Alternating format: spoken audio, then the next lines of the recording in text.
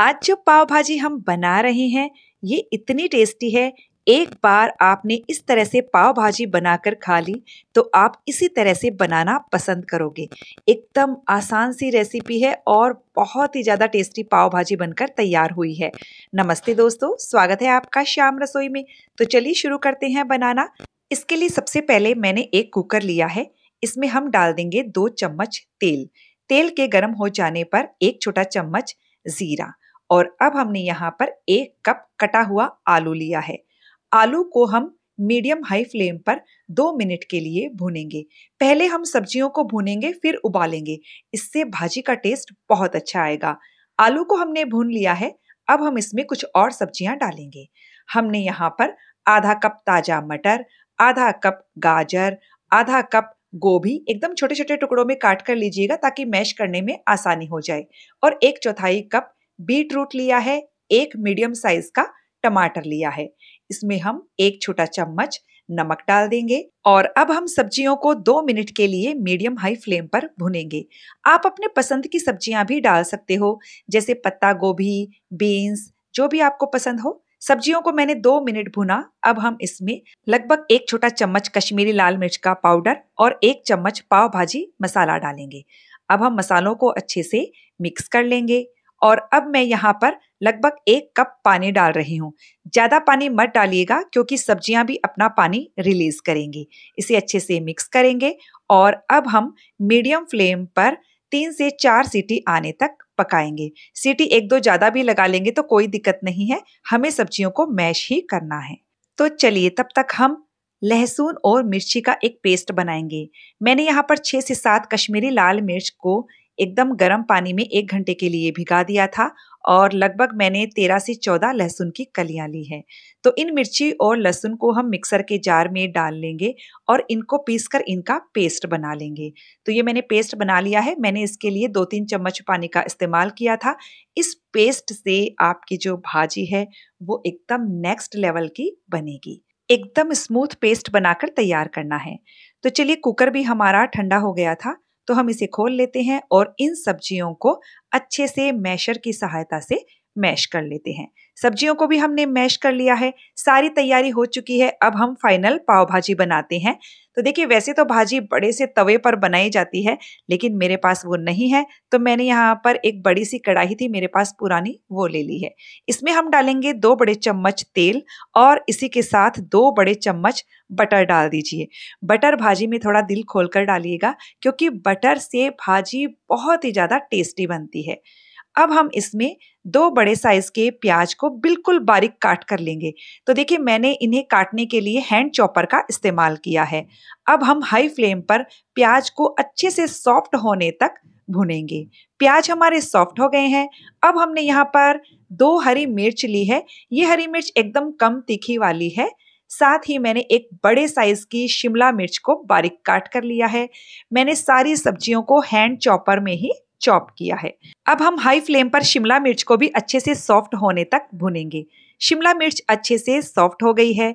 अब हम इसमें लहसुन और मिर्ची का जो हमने पेस्ट बनाया था वो डाल देंगे और इसे भी अच्छे से हाई फ्लेम पर लगभग 2 मिनट के लिए भुनेंगे।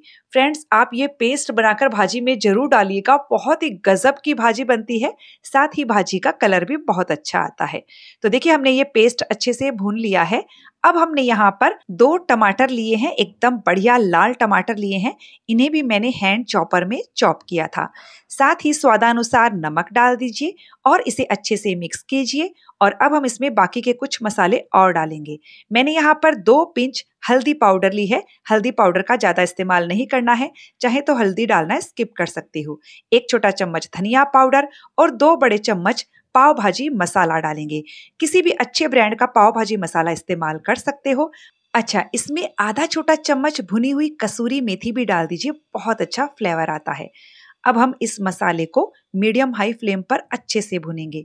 इसमें मैं 4 से 5 चम्मच पानी डाल देती हूँ और अब हम मसाले को बढ़िया से भुनेंगे। तो ये लीजिए, हमारा मसाला एकदम अच्छे से भुन गया है। क्या रंगत आई है मसाले की। तो बस इस वक्त हम इसमें सारी सब्जियां डाल देंगे जो हमने मैश करके रखी थी। इन सब्जियों को हम अच्छे से मिक्स कर देंगे। अभी आपको इसमें पानी नहीं मिलाना है। सब्जियां अच्छे से मिक्स हो गई हैं। अब आप फिर से ये मैशर लीजिए और धीमी आंच पर अच्छे से सब्जियों को मैश कीजिए। और ये देखिए मैंने 3-4 मिनट कंटिन्यू इन्हें मैश किया है। बहुत ही बढ़िया ये भाजी दिख रही है। अब हम इसमें गरम पानी डालेंगे। तो अभी मैंने आधा कप के लगभग गरम पानी डाल दिया है। जिस कुकर में मैंने सब्जियों को उबाला था उसी कुकर में पानी डालकर भाजी में डाल दिया है। अच्छे से मिक्स करेंगे। तो अब हम भाजी को कम से कम 8-10 मिनट के लिए धीमी आंच पर पकाएंगे। आपको भाजी जब भी गाढ़ी लगे आप इसमें गर्म पानी का इस्तेमाल कीजिए। थोड़ा थोड़ा करके गर्म पानी डालिए। भाजी की कंसिस्टेंसी ऐसी होनी चाहिए कि जब हम उसमें पाव को डुबाएं तो वो अच्छे से उस पर कोट हो जाए। ये देखिए मुझे तो अभी बिल्कुल परफेक्ट कंसिस्टेंसी लग रही है। और बस अब भाजी को 8-10 मिनट धीमी आंच पर पकाइए।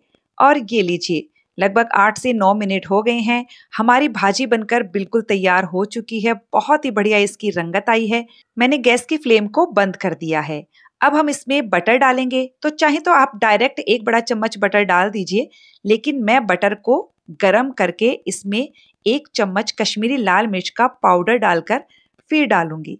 तो आपको जैसे भी डालना हो आप इसमें बटर डाल सकते हो। बटर से भाजी का टेस्ट बहुत अच्छा आता है। हरा धनिया डालकर इसे मिक्स कर देंगे।